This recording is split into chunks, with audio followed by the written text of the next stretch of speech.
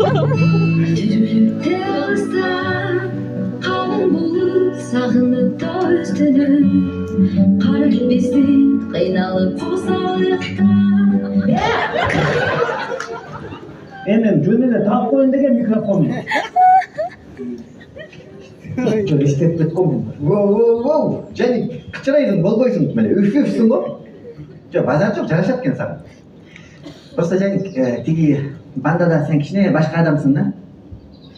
Ким?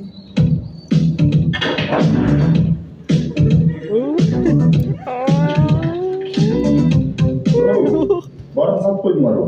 Кимге саттыңар?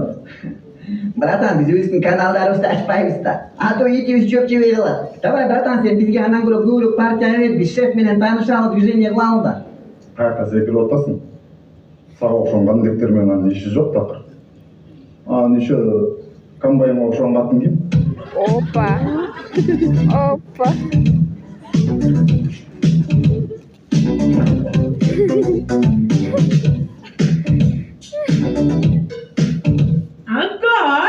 Не олтас? Айсы комбай? Атым Кадича.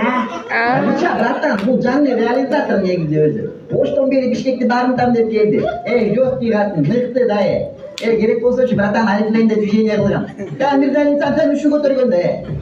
Жесткий балки, буга вообще принципиально чё продавать, да, братан? Сам сатабы, наркотик сатабы керек болсо, сам наркотик менен сатып ет го.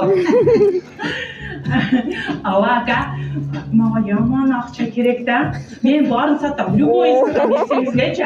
Просто күйөөм зонада, балдарым детдомдо да. Братан, бул вообще не принципиальный катын. Бул деген наркокурьер эмес, бул деген питбуль терьер, братан. Жоман